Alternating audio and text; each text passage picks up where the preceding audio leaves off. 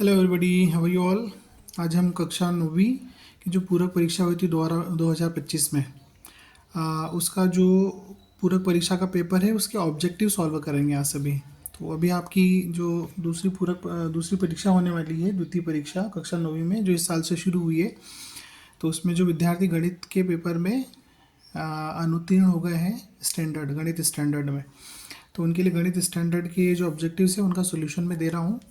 इसको ध्यान से देखें, सीखें, समझें और अपनी परीक्षा अच्छे से दें। देखिए, इसमें सबसे पहला जो प्रश्न है, सही विकल्प चुनकर लिखिए। ठीक है, तो पहला क्या है, निम्न में से अपरिमेय संख्या है। देखिए, परिमेय और अपरिमेय की परिभाषा क्या होती है, वे सभी संख्याएं जिनको p बटे क्यू के रूप में लिख सकते हैं वो सभी परिमेय होती है। तो जैसे 2 है तो 2 को 2/1 लिख सकते हैं, तो ये p बटे क्यू हो गया, ये परिमेय है। 2.1 है, इसको आप 2.1 दशमलव हटा के नीचे 10, तो 21/10 हो जाएगा, ये भी परिमेय है क्योंकि ये भी क्या हो गया, p बटे क्यू हो गया। 2.12, तो इसमें दशमलव हटा के आप नीचे 100 हो जाएंगे, तो 212/100, ये भी p बटे क्यू हो गया। केवल डी ऑप्शन में जो है 2.121121 ये दे रखा है ना, तो केवल इसी को हम p बटे क्यू के रूप में नहीं लिख सकते हैं, तो इसलिए ये अपरिमेय है। तो ऑप्शन डी हमारे इस प्रश्न का सही उत्तर है। दूसरा प्रश्न, -3 प्लस 2 प्लस 1 इसका मान लिखना है। ठीक है, तो -3 का मतलब है -3 को आपको क्या करना है, 3 बार लिखना है और गुणा करना है। 2 मतलब 2 गुणा 2 गुणा 2, 2 को 3 बार लिखना है, गुणा करना है, और 1 को भी 3 बार लिखना है और गुणा करना है। ठीक है, अब देखिए यहाँ पर माइनस का माइनस है प्लस और प्लस का माइनस में माइनस, 3 तिया 9 9 27, फिर 2 दूनी 4 4 दूनी 8 प्लस 1, तो माइनस के 27 है ना, समान चिन्ह के जुड़ते हैं तो 8 और 1 क्या हो जाएगा, 9 हो जाएगा। ये आपस में घट जाएंगे, ये घटेंगे तो माइनस के कितना आएंगे, 18 आएंगे। ठीक है, तो ऑप्शन बी जो है वो -18 वो सही है ऑप्शन प्रश्न क्रमांक 2 के लिए। ऐसे प्रश्न क्रमांक 3 में चलेंगे। x + 2y = 4 का हल बताना इनमें से कौन सा है। तो देखिए, इसमें पहला मान x का है, दूसरा मान y का है। ठीक है, तो x = 0 y = 0 रखने पे पूरा 0 हो जाएगा। 0 = 4 होता है क्या, नहीं होता है, तो हमारा ए जो है वो हमारा उत्तर नहीं है।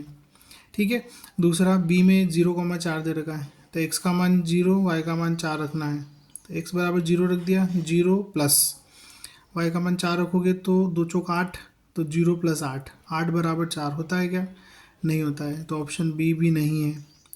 देखिए, तीसरे सी में x = 4 y = 0। ठीक है, तो x = 4 रख दिया, 4 ये रखा 4 प्लस 2, y का मान 0 रख दिया, 4 प्लस 2 का गुण 0 में गुणा होगा, 0 = 4, तो 4 = 4 होता है, बिल्कुल होता है, तो ऑप्शन सी जो है वो सही है। ठीक है, चौथा प्रश्न है, वर्ग अंतराल 30 से 40 में ऊपरी सीमा है, तो ये ऊपरी सीमा, ये निचली सीमा है, ये ऊपरी सीमा, तो ऊपरी सीमा पूछी है, तो ऊपरी सीमा 40, मतलब ऑप्शन बी सही है। प्रश्न क्रमांक 5, त्रिभुज जिसकी तीनों भुजाएं समान या बराबर हो कैसा होता है, समबाहु त्रिभुज होता है ना। सभी त्रिभुजाएं बराबर होती है समबाहु त्रिभुज में। समद्विबाहु में 2 भुजाएं बराबर होती है, विषम बाहु में कोई भी भुजा बराबर नहीं होती है। समकोण त्रिभुज में एक कोण 90 डिग्री का होता है। ठीक है, और कर्ण सबसे बड़ी भुजा होती है। तो ये चारों प्रकार के त्रिभुज बता दिए मैंने आपको। यहाँ पर तीनों भुजाएं समान या बराबर हो तो समबाहु त्रिभुज होता है, ये ऑप्शन ए सही है। नंबर 6, देखिए नंबर 6 में x - y3 का प्रसार लिखना है, तो इसका सूत्र होता है, देखिए x - y3 x3 - y3 - 3x² y + 3xy², ये सूत्र होता है इसका। ठीक है, तो ये सूत्र जो है वो किससे मैच कर रहा है, इससे, x3 ये x3 प्लस वाला, फिर -y3 ये -y3, फिर -3x² y - 3x² y और प्लस 3xy², तो प्लस 3xy²। ठीक है, तो ऑप्शन डी जो है वो सही है यहाँ पर क्वेश्चन 6 में। तो ये पहला हो गया मल्टीपल चॉइस वाला जो हमारा प्रश्न है, उसके सारे उत्तर हो गए 6 प्रश्न के। इसके बाद हम अगला देखते हैं, खालिस्तान या फिल इन द ब्लैंक्स। देखिए, प्रश्न क्रमांक 2, इसमें रिक्त स्थानों की पूर्ति कीजिए। ठीक है, तो पहला, 4 भुजाओं की बंद आकृति को क्या बोलते हैं, चतुर्भुज बोलते हैं, बहुत ही सामान्य सी बात है। ठीक है, बहुत आसान है रिक्त स्थान। यदि 2 आसन्न कोणों का योग 180 डिग्री हो तब वे रेखीय बनाते हैं। ठीक है, कितना होना चाहिए आसन्न कोणों के लिए रेखीय युग्म बनाने के लिए शर्त क्या है कि उनका योग 180 डिग्री होना चाहिए। ठीक है।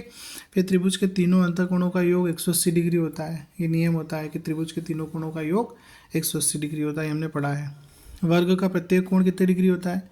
90 डिग्री है ना। वर्ग के प्रत्येक कोने पे 90 डिग्री का कोण बनता है ये वर्ग, जिसकी चारों भुजाएं बराबर रहती है, इस प्रकार से।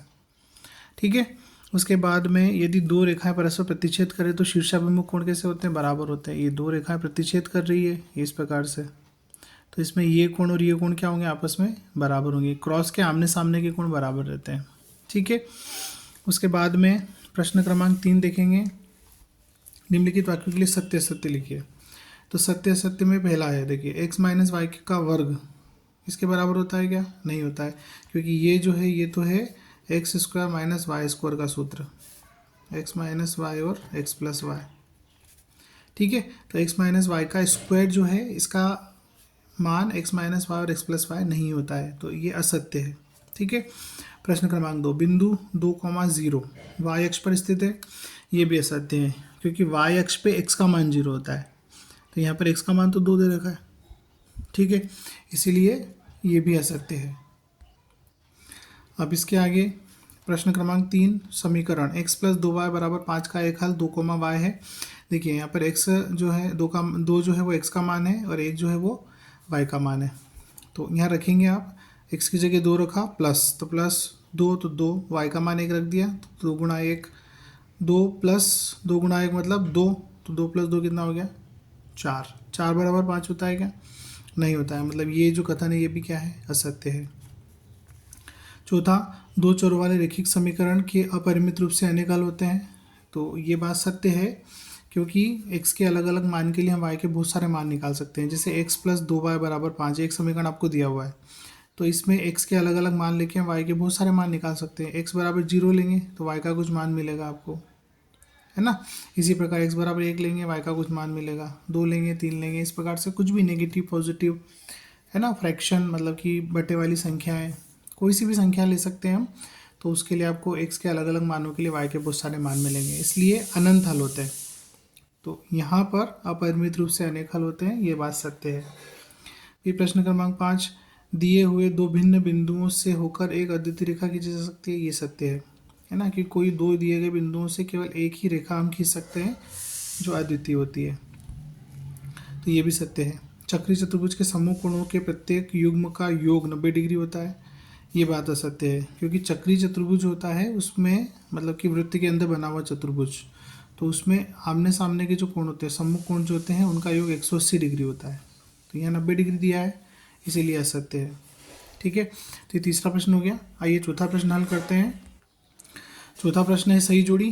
तो सही जोड़ी में पहला प्रश्न है बिंदु 2,3 की कोटि।